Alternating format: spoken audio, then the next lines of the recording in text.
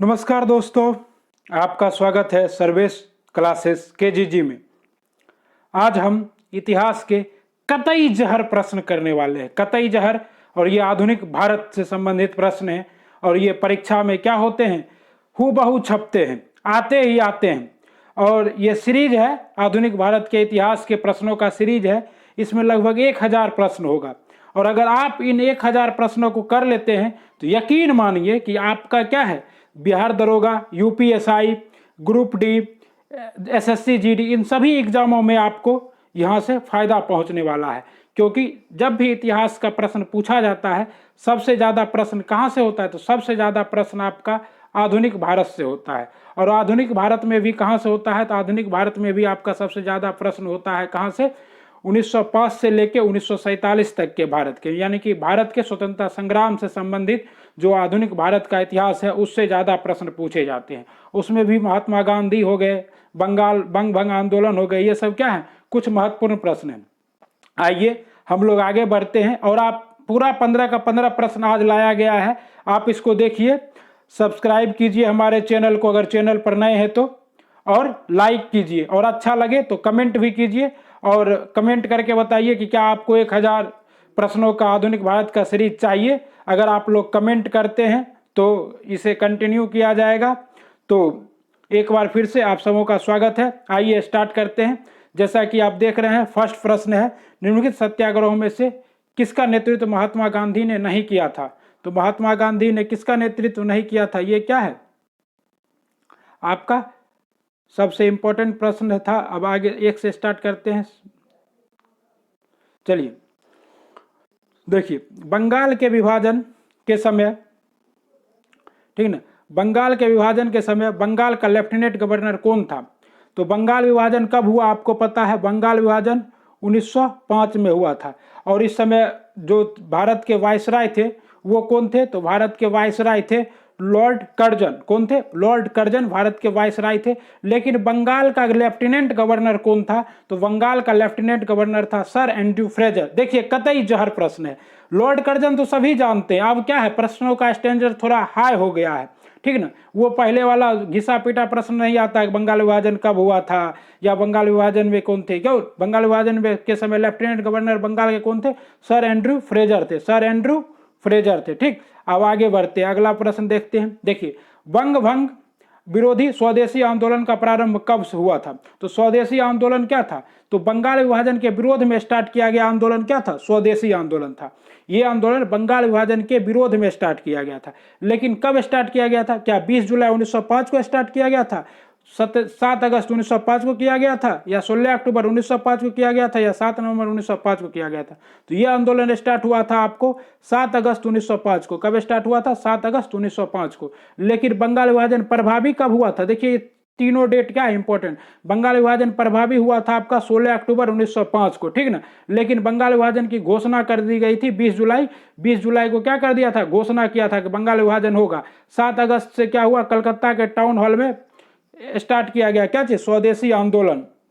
और 16 अक्टूबर को बंगाल विभाजन प्रभावी हो गया। और बंगाल विभाजन किस लिए बांटा गया था, तो सांप्रदायिकता का बीज बोने के लिए बंगाल का विभाजन किया गया था, ठीक ना। सांप्रदायिकता का बीज बोने के लिए बंगाल का क्या किया गया था, विभाजन किया गया था। अगले सवाल पे चलते हैं। बंगाल में ब्रिटेन की वस्तुओं के बहिष्कार का सुझाव सर्वप्रथम किसने दिया था। देखिए, स्वदेशी आंदोलन में क्या हुआ कि विदेशी कपड़ों की होली जलाई गई। और यह विचार कौन दिया था, तो यह विचार दिया था कृष्ण कुमार मित्र। किसने दिया था, कृष्ण कुमार मित्र ने दिया था, ठीक ना। और गांधी जी ने इसे क्या कहा था, गांधी जी ने नहीं बल्कि कौन, आपके रविंद्रनाथ टैगोर ने कहा था कि ये क्या है, सामानों की बर्बादी है, ठीक ना। रविंद्रनाथ टैगोर ने सामानों की बर्बादी कही थी। लेकिन भारतीय क्या हुए थे, जोर शोर से जलाया करते थे क्या चाहिए, विदेशी वस्त्रों को, ठीक ना। अब आगे आइए, अगला सवाल क्या है, स्वदेशी आंदोलन के संबंध में निम्न में से कौन कौन सही है। देखिए, स्वदेशी आंदोलन कौन कौन सा सही है, ठीक ना। पहला है, कुछ विशिष्ट मुसलमान आंदोलन में शामिल हुए, ठीक ना। स्त्रियों ने आंदोलन में सक्रिय भागीदारी की।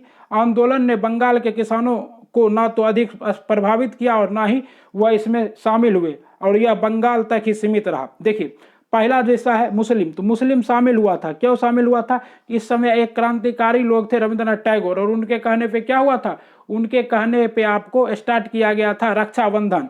और क्या करता था, हिंदू मुस्लिम आपस में एक दूसरे को राखी बांधते थे, और तो इस वजह से मुस्लिम शामिल हुए थे। क्लियर है।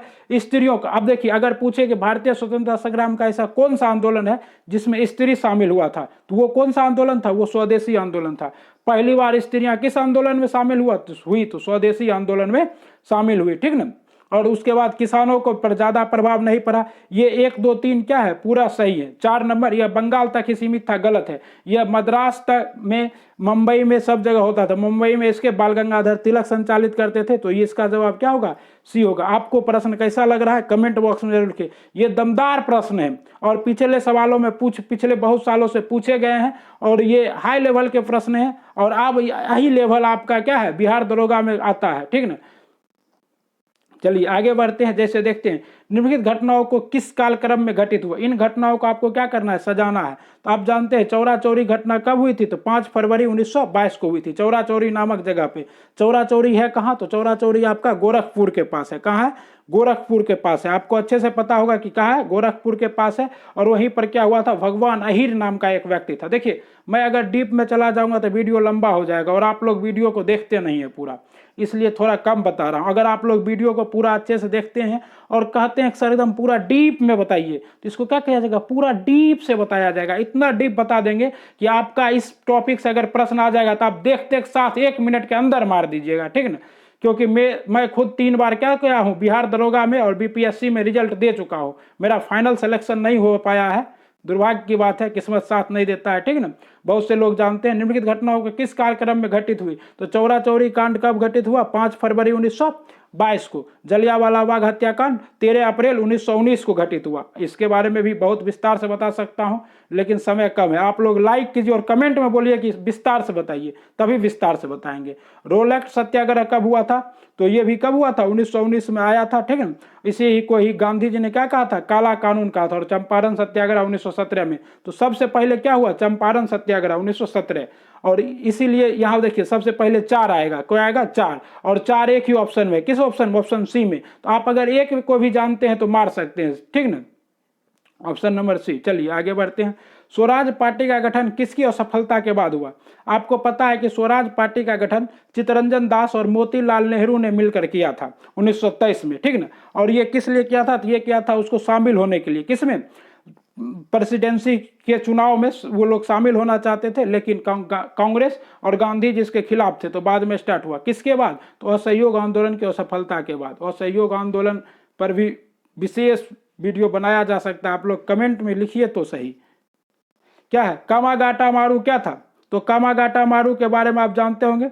2014 में अभी हाल ही में इसका 100 वर्ष पूरा हुआ है। तो और मोदी जी ने इसके उपलक्ष्य में 100 रुपया का सिक्का भी क्या किया था, जारी किया था। और ये घटना कब हुई थी, तो ये हुई थी 1914 में। और गुरुदत्त नाम के एक व्यापारी थे, कपड़ा व्यापारी, उन्होंने क्या किया, जापान से एक जहाज उधार किराए पर लिए और उसको लेके कहाँ चल दिए, उसको लेके वो कनाडा जा रहे थे। तो कनाडा की यात्रा पर निकला एक जलपुत्र था। और डिटेल बताया जा सकता है, बस आप लोग कमेंट कीजिए। योगांतर पार्टी का नेतृत्व किसने किया था, तो योगांतर पार्टी बंगाल में बनी एक पार्टी थी, जिसका नेतृत्व किसने किया था, जितेंद्र नाथ मुखर्जी ने किया था, ठीक ना। कौन किए थे, जितेंद्र नाथ मुखर्जी ने किए थे, ठीक ना। और सुभाष चंद्र बोस ने फॉरवर्ड ब्लॉक बनाई थी, आप लोगों को पता होगा, 1939 में, ठीक ना। कांग्रेस के त्रिपुरी अधिवेशन से त्याग पत्र देने के बाद रास बिहारी बोस को भी आप लोग जानते होंगे। ये क्या किए हैं रास बिहारी बोस, बम मारे थे, कहाँ, लॉर्ड हार्डिंग के काफिला पे। लॉर्ड हार्डिंग के काफिला पे बम कौन मारे थे, रास बिहारी बोस। और भाग गए थे, कहाँ भाग गए थे, तो भाग के चले गए थे ये अपना जापान। और वहां पे आजाद हिंद फौज बनाने में इनका भी क्या है, योगदान है। और सत्येंद्र नाथ सान्याल के बारे में भी आप लोग जानते ही होंगे। आइए, दांडी यात्रा कितने दिनों तक चली थी, तो दांडी यात्रा स्टार्ट किस लिए हुई थी, तो नमक कानून के उल्लंघन के लिए, ठीक ना। ये बीपीएससी 66 का प्रश्न है, लेटेस्ट प्रश्न है। और छोटे मोटे एग्जाम में, बिहार का जो भी एग्जाम है उसमें आने की संभावना है ही। और एमपीपीसीएस में अभी कल ही ऑडिटर का एग्जाम हुआ, उसमें भी क्या है, दांडी मार्च से एक क्वेश्चन था। और कल परसों यूपीएससी यूपीपीएफओ का एग्जाम हुआ, उसमें भी आया था। तो दांडी मार्च कितने दिनों तक चला था, तो 10 दिनों तक चला था। और बिहार में एक और क्वेश्चन आता है कि दांडी मार्च में एकमात्र बिहारी शामिल था, वो कौन थे, तो वो थे गिरवरधारी चौधरी थे, ठीक ना, गिरवरलाल धारी चौधरी थे, ठीक। तो 24 दिनों तक चला था और साबरमती आश्रम से लेकर डांडी तक चला था, ठीक। और इसमें गांधी जी क्या किए थे, डांडी में जाके नमक बना के नमक कानून तोड़े थे और उनके बाद उनको गिरफ्तार कर लिया गया था, ठीक। आइए, महात्मा गांधी ने पहला आमरण अनशन कब प्रारंभ किया?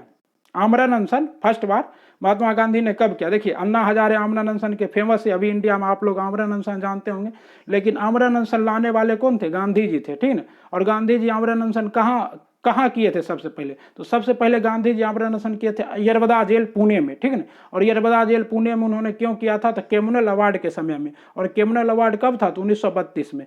कब था? 1932, ठीक ना।